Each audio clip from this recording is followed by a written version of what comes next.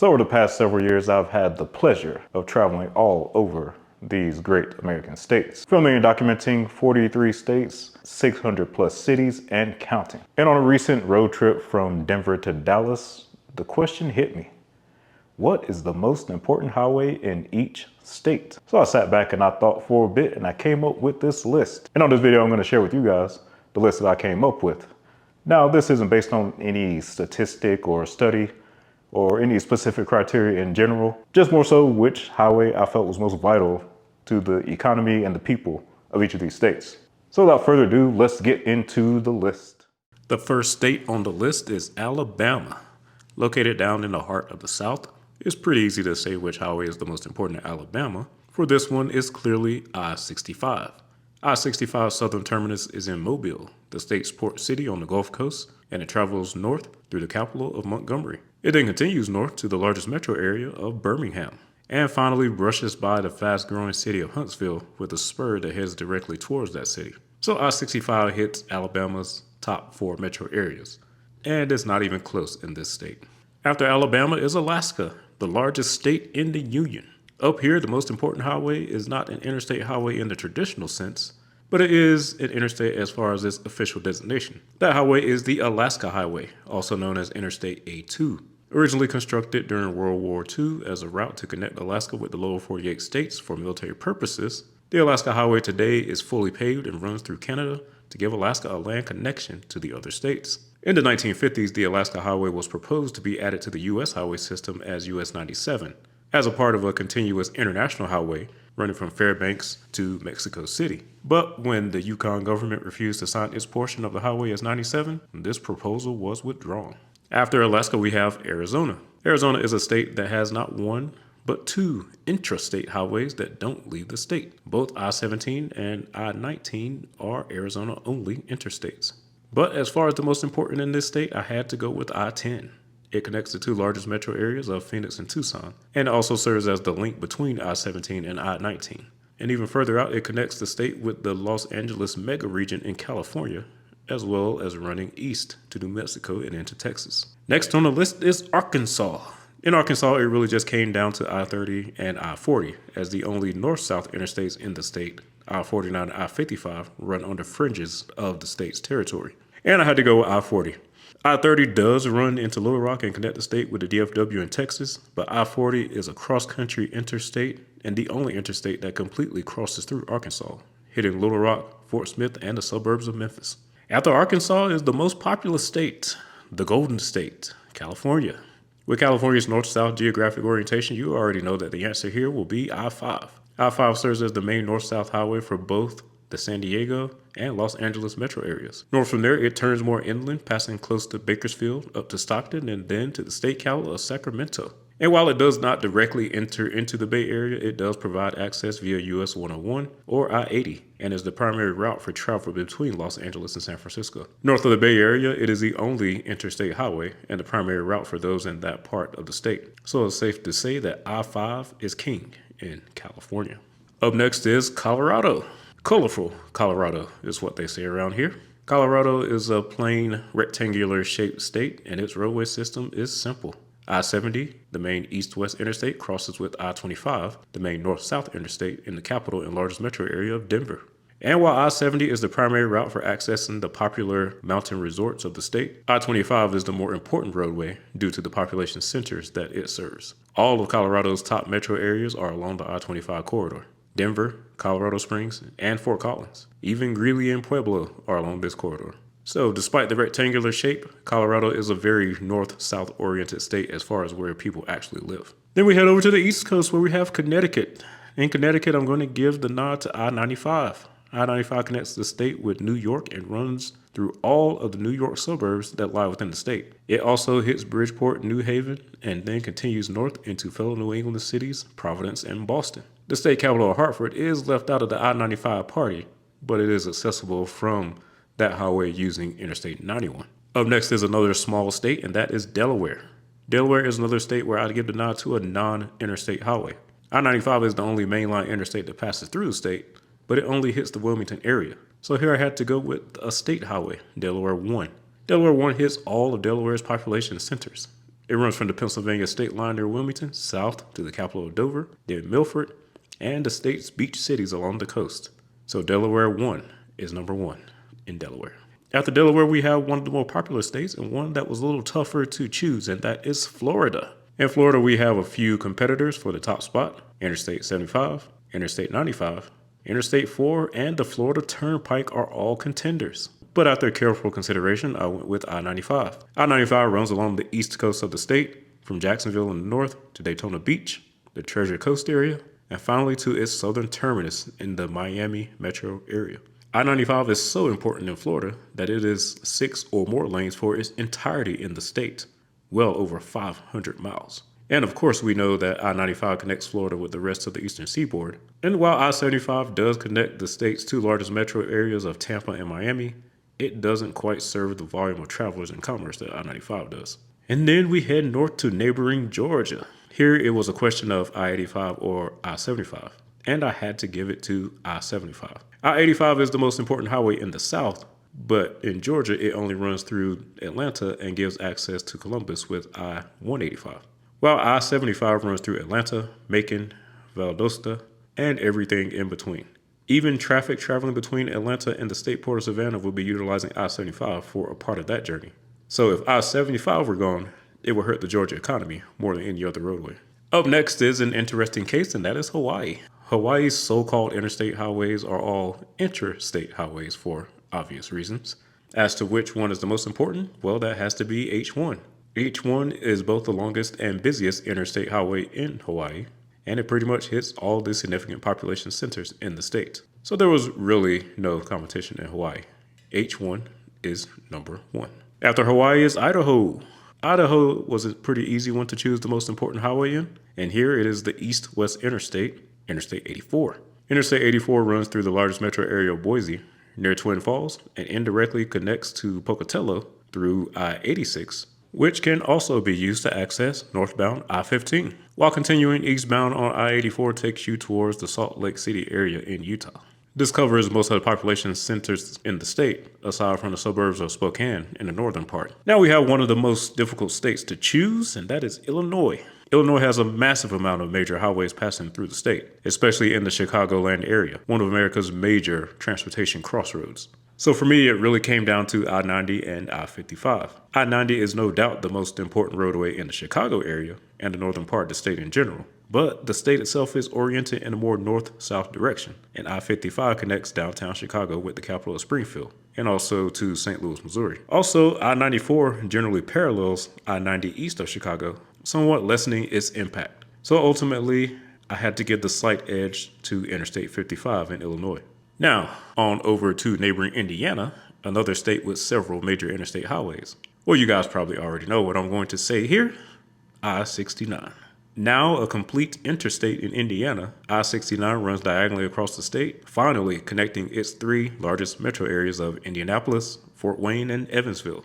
And ironically, it was the last of Indiana's interstates to be completed. But it is here now. I-69 is now the premier roadway in the crossroads of America. Still in the Midwest, we swing over to Iowa. And Iowa is really only a choice between I-80 and I-35.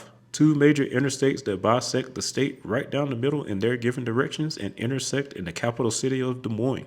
For this one, I went with I-80, since it also hits other state population centers like the Quad Cities and Cedar Rapids through I-380. And it connects the state with the massive Chicago metro area to the east, while I-35 doesn't really hit anything outside of Des Moines in the state and connects to smaller metro areas such as Kansas City and Minneapolis. And speaking of Kansas, it is right nearby and it is our next state. In Kansas, you pretty much have I-35 and I-70. And while Kansas is an east-west oriented state and I-70 has far more mileage in the state, I would actually go with I-35. I-35 connects the largest city of Wichita with the capital city of Topeka and the largest metro area, Kansas City. While on I-70, once you pass Helena, there's pretty much nothing to the west until you reach Denver, Colorado. So Kansas is a rare case where the much shorter interstate is actually the most important interstate. After Kansas is Kentucky. Now, Kentucky is a tough one. The state's main population centers are Louisville, Lexington, and the Cincinnati suburbs. But no one highway touches all 3 of these areas. So Kentucky has a sort of triangle thing going on as far as where most of its people and economic activity lies. This triangle is formed by I-64, I-71, and I-75. But I decided not to go with either of those for Kentucky, and instead I went with I-65. I-65, while only hitting the Louisville metro area, is the busiest roadway in the state. It also connects the state with more important long-distance destinations such as Nashville, Indianapolis, and Chicago. Though it was tempting to go with I-64 for connecting Louisville and Lexington, that highway goes nowhere to the west until St. Louis, and to the east it just goes to West Virginia. So I-65 got the nod here, but I won't be opposed to anyone who chose I-64. Now on to the deep south state of Louisiana. For Louisiana, you really have a choice of I-10 and I-49. I-10 is a major transcontinental interstate and passes through New Orleans, the capital of Baton Rouge, Lafayette, and Lake Charles, while I-49 runs from Lafayette to Alexandria and Shreveport. Since I-49 is incomplete, with breaks in Shreveport and yet to be completed to New Orleans, that makes it pretty easy to give the nod to I-10. Only Shreveport and Alexandria are left out of the I-10 corridor, and without those, the state will still be mostly all right. Up next is one of the easy ones, and that is Maine. In Maine, there's really only one choice, I-95. By driving along the I-95 corridor in Maine, you pretty much hit all cities of significance in the state. In fact, all interstates in Maine are either I-95 or one of its auxiliary routes, so there's no competition up here. It gets pretty lonely up there too once you get north of Bangor, but I'd recommend you take the trip at least once. I-95 is also king in our next state of Maryland. In Maryland, I-95 is the primary highway in its two major population centers, the Baltimore metro area and the Washington, D.C. metro area.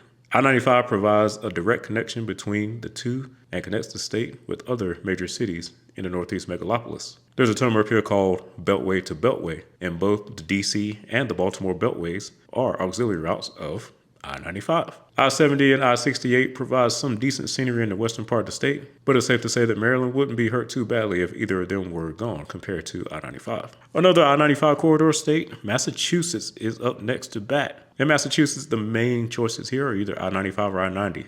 Being an east-west oriented state, I-90, also known as the Massachusetts Turnpike, connects Boston with the other population centers in the state, while I-95 provides access to New York and some smaller New England neighbors to the north. But before the state as a whole, I went with I-90.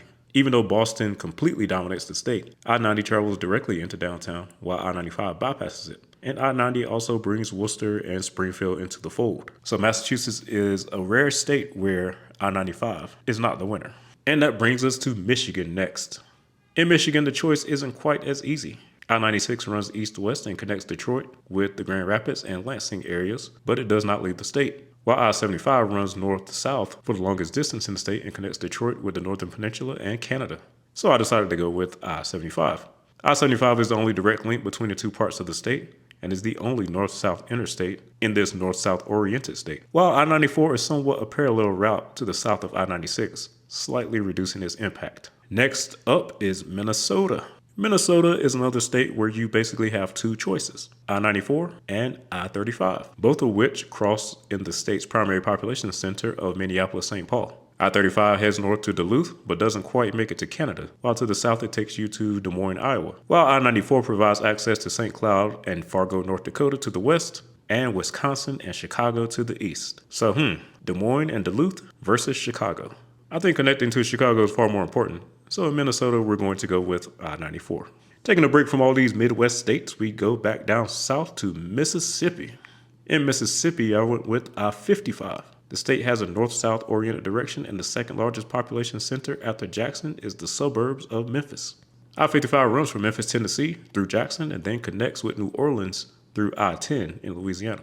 So in this state, it looks like I-55 not only serves more folks in Mississippi than any other, but also connects it to the most significant metro areas in neighboring states. And back to the Midwest, we go to Missouri. Missouri's population centers are on the eastern and western edges of the state, with Kansas City to the west and St. Louis on the east. Connecting these two is the major east-west Interstate 70. In fact, Missouri might be the only state where I-70 takes the top spot. Left out of the fold is the state capital of Jefferson City, one of only a few U.S. state capitals without interstate access. But I-70 is the closest interstate to that city. So I-70 wins Missouri. Headed out west, we have the big old state of Montana. One of the few states that I haven't been to yet, but word on the street is that the sky is really big out there. Montana is a sparsely populated state with only a few decent-sized cities. So out here I went with I-90. It has the most miles in the state and hits most of its major towns, with the notable exception of the capital city of Helena. But it's alright. you can take a right in Butte and get there with I-15. Now on to another easy one, Nebraska. In Nebraska, the clear answer is I-80. It connects the capital of Lincoln with the largest city of Omaha, which is also the corridor that contains the lion's share of the state's population. In fact, other than a sliver of I-76 to access Denver, I-80 is the only mainline interstate highway in Nebraska. Even though I-29 passes through the Omaha metro area, it stays on the Iowa side of the area, never actually crossing into Nebraska. So I-80 didn't really have much competition out here. After Nebraska is Nevada. And when one thinks of Nevada, you also immediately think of Las Vegas. But there's another metro area in the northern part of the state, this place called Reno. Now here is the world's biggest little city. I-80 runs through the northern part of the state with Reno, and mostly through some desolate terrain as it crosses the Great Basin. The capital city of Carson City is also most accessible via I-80. I-80 also connects Reno with Sacramento and the San Francisco Bay Area in California, and Salt Lake City in Utah. But in the southern part of the state where most people live is I-15, connecting Las Vegas with the massive Los Angeles area to the south and Mormonville, Utah to the north.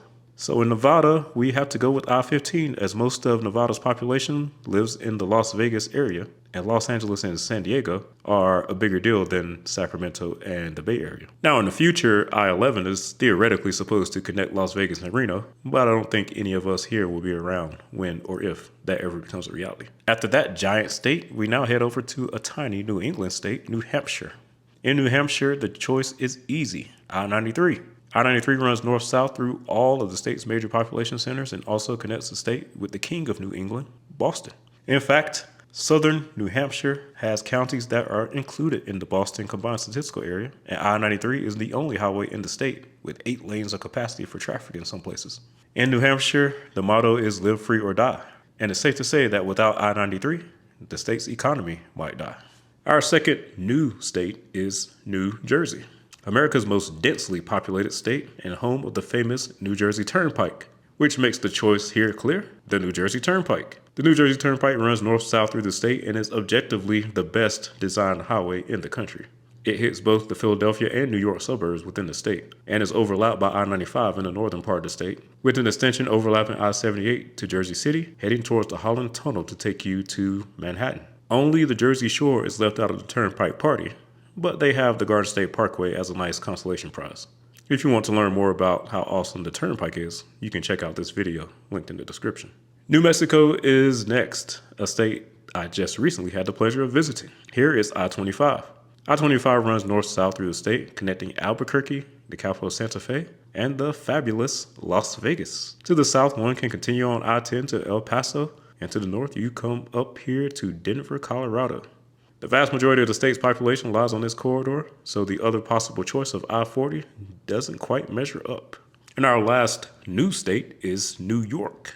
Now we all know New York City dominates the state, so you can't choose a highway that doesn't touch the New York City area. That means it boils down to I-95 and I-87, since I-78 is a joke in New York. Looking at I-95, it just cuts quickly across New York City and suburban Westchester County before entering Connecticut. But it does connect to more significant areas outside the state. While I-87 runs north up to the state capital of Albany with the option to continue north to Montreal, Quebec, or head west towards Buffalo. So for New York, I had to go with I-87. It connects New York City with the state capital, giving it more importance than I-95 for the state as a whole. And it also links with I-90 if you want to continue on the New York State Thruway towards Buffalo, Syracuse, and Rochester. After New York is North Carolina. Come on and raise up. In North Carolina, you have two real choices, I-85 and I-40. I-95 passes through the state, but North Carolina is one of the states where I-95 is largely irrelevant as a roadway. North Carolina's 3 main population centers are the Research Triangle area, which is centered around Raleigh and Durham, the Triad area, anchored by Greensboro and Winston-Salem, and the Charlotte area. I-85 passes through all 3 of these. In fact, I-85 is such a big deal in North Carolina that it is continuously 6 or more lanes from Durham all the way to Kings Mountain just north of the South Carolina state line, which is one of the longest continuous stretches of roadway at this capacity that you'll find in the country.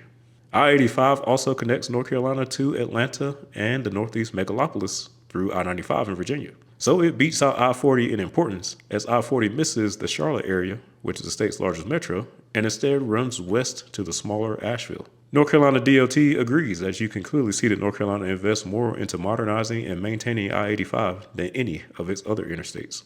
Behind North Carolina is North Dakota, of course. In North Dakota, your main choices are I-29 and I-94. These interstates cross in the state's largest city of Fargo on the eastern edge of the state. Since I-94 also connects Fargo with the state capital of Bismarck, along with the Twin Cities in Minnesota, it takes the cake here. With Fargo being such a small city, it's not uncommon to find many people from here hanging out in the Twin Cities for entertainment. While I-29 takes you to Grand Forks or Sioux Falls, and why would anyone in Fargo want to go to those places? Up next is an interesting one, Ohio. In Ohio, there are 3 main population centers, the 3 C's, Cleveland, Columbus, and Cincinnati, all pretty close in metro population and all united by one common interstate highway, I-71. I-71 is to Ohio as I-69 was to Indiana earlier in the video. And Ohio is another Midwestern state that has a lot of interstates, but none of them touch as many Ohioans as Interstate 71. So if you live in one of the big 3 metros, there's a good chance that you use I-71 daily. Oklahoma is our next contestant, and the choice here wasn't too hard. The main interstates are I-40, I-44, and I-35. I-35 and I-40 are major cross-country interstate highways, but in Oklahoma, they really only serve the Oklahoma City area. But I-44, on the other hand, hits all 3 of the state's largest metro areas of Tulsa, Oklahoma City, and Lawton. So in Oklahoma, I had to go with I-44. Interesting thing about I-44 is that it has little importance once you get outside of Oklahoma, touching only Wichita Falls in Texas and connecting St. Louis with some of Missouri's smaller towns in that state. And if you plan on coming to Oklahoma and using I-45, make sure you're prepared for the tolls, as most of the route is going to cost you. Our last state, starting with O, is Oregon on the west coast. Oregon is a state where the answer is obvious. Most of the state's population is on the western side, near the ocean, and that part of the state is served by Interstate 5. Interstate 5 runs through Portland, Salem, Eugene, as well as connects Oregon with neighboring Washington and California. So there's really no competition in Oregon. I-5 it is. Then we have Pennsylvania. When you think of Pennsylvania, you think of Philadelphia and Pittsburgh. What road unites them both? The Pennsylvania Turnpike, of course. Also the most expensive road in America to drive on. The Turnpike is mostly sound along with Interstate 76 and connects not only Pittsburgh with Philadelphia, but also passes near the state capital area of Harrisburg. In Philadelphia, the Turnpike jumps onto I-276 to bypass the city proper, but you can gamble with your life on I-76 as it becomes the Schuylkill Expressway, should you so desire. In Pittsburgh, it bypasses the core city to the north, but direct access is provided through I-376. Next, we have the smallest state in the Union, another state in New England, Rhode Island. Rhode Island is a very easy one. I-95 is the only mainline interstate in the state, and the entire state's population is well within close proximity to that highway. Every interstate here is either I-95 or one of its auxiliary routes. So I-95 wins yet another state. Down south, we go to South Carolina up next. Looking at South Carolina, we can see that it does have a few major interstates passing through it. I-95, I-85, and also I-20 and I-26. But the answer here is clear, I-26. I-95 in South Carolina is probably the least relevant portion of that entire highway in the country, while I-26 connects all 3 of the state's major population centers: Greenville, Spartanburg, Columbia, and Charleston, all on the I-26 corridor. Only the fast-growing Myrtle Beach area is left out, but I hear there's a pipe dream of a highway called Interstate 73 someday making it out there. And then there is South Dakota. The layout here is very similar to North Dakota. I-29 runs north-south on the eastern edge of the state and through the largest city, which out here it is Sioux Falls, while the east-west interstate stretches across the entire distance of the state, which here it is I-90. So you have to go with I-90 here, as it simply serves much more of the state's population to include Sioux Falls, while I-29 only serves Sioux Falls and a bunch of nothing else on that corridor. Now on over to Tennessee. In Tennessee, I think the choice is clear, I-40. I-40 is by far the longest highway in the state and hits all 3 of the state's largest metro areas. The largest metro and capital region of Nashville is in the center, Memphis is at the western end of the state, and Knoxville is up in the mountains. I-40 is the lifeblood of Tennessee transportation, and you can find tons of trucks and travelers always on this highway in that state. I-40 itself has more mileage in Tennessee than it does in any other state, and it's pretty scenic in the mountains too. Sevierville and Gatlinburg are also worth checking out if you have the time. And the one that you've all been waiting for, Big Texas. Texas is a tough one to decide. The metro areas in order of size are Dallas-Fort Worth, then Houston, followed by San Antonio, Austin, and El Paso in 5th place. I-10 is the transcontinental highway with a ton of mileage in Texas, taking you through Houston, San Antonio, and El Paso, while I-35 gets you through Dallas, Austin, and San Antonio. And then there's I-45, which connects the 2 largest metros of Dallas and Houston. So where do we go when it comes to Texas? I decided to go with I-35. I-35 runs through 3 of the top 4 largest metro areas in the state and also connects the state with Mexico. It's also the only interstate that runs through Austin, which is the fastest growing metro area in the state capital. So I gave it the slight nod over I-10, which I would have given second place. Over in Utah, aka Warmanville, the Beehive State is our next spot on the list. And there's really only one logical choice here, and that is I-15. I-15 is the main highway through the state's major population centers of Salt Lake City, Ogden, and Provo. It also connects to St. George to the south and gives the good folks of Utah access to some fun weekends in Las Vegas. While the other interstates in Utah, I-80 and I-70, take you through some of the most desolate areas on the entire system. Beautiful areas, but very little civilization along them. Then we have the rarely discussed and often overlooked state of Vermont. In Vermont, you have I-91 and I-89. I-91 runs the distance of the state from top to bottom and connects it with Quebec and western Massachusetts, while I-89 connects the largest city of Burlington and the state capital of Montpelier. It is also the highway that those in Vermont use to access the Boston area through I-93 in New Hampshire. So with that being said, you have to go with I-89 in Vermont. In Virginia, our next state, you really only have 2 choices, I-95 and I-64. I-95 runs the north-south distance in the state and connects Richmond with the Washington, D.C. suburbs of Northern Virginia, while I-64 is the main east-west highway and connects Richmond with the Hampton Roads area. In Virginia, you have to go with I-95. Richmond is the state capital, and the Northern Virginia suburbs are actually the most populous, most dominant part of the state. Hampton Roads just doesn't quite measure up to Northern Virginia in terms of importance, so I-65 isn't quite as vital as that I-95 connection. Fairfax and Loudoun counties alone trump the entire Hampton Roads area in population. You don't even have to talk about Arlington and Alexandria. Our last West Coast state of Washington is in a similar situation with its other 2 fellow Pacific states. I-5 again takes the crown. I-5 runs the distance of the western side of the state from the Portland area suburb of Vancouver through Olympia, Tacoma, and finally to the large Seattle metro area. From there, you can continue further north to Vancouver, British Columbia in Canada. So it's not even close here. Only Spokane is left out of the I-5 party, but it's not all that significant, relatively speaking. In West Virginia, our primary choices are I-64 and I-77, with the latter being also known as the West Virginia Turnpike.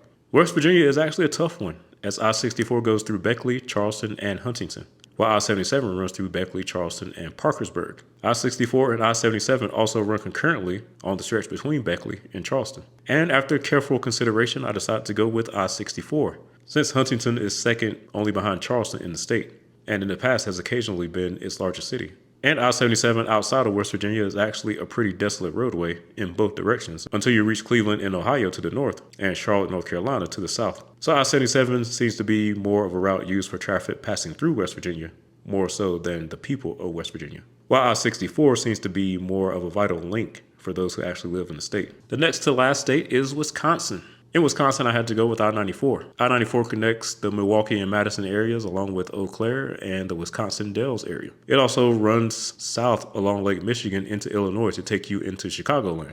And to the west, you immediately enter the Twin Cities area after crossing the state line into Minnesota. I-94 is what you'll be using out here unless you need to go to a Packers game. And the last state on the list, the least populous state in the Union, a state that I had the pleasure of visiting recently, Wyoming. In Wyoming, the population centers are pretty small. Even the largest city of Cheyenne would barely register in most states. But you have to go with I-25 in Wyoming. It runs through Cheyenne, up to Casper, and into Montana. I-25 also gets the people of Wyoming to the closest large metro area, which is Denver, Colorado. So if you live in Wyoming and you want any sort of real entertainment, you have to use I-25. So overall, I-25 is the most vital link in this state. All right, now that was a long one. And I hope you guys enjoyed seeing your favorite states and the footage and the photos that were provided in the video. And let me know down in the comments, which one of these on the list did you agree with? Or which ones did you disagree with and why? Thanks for watching the video, and I will see you on the next one.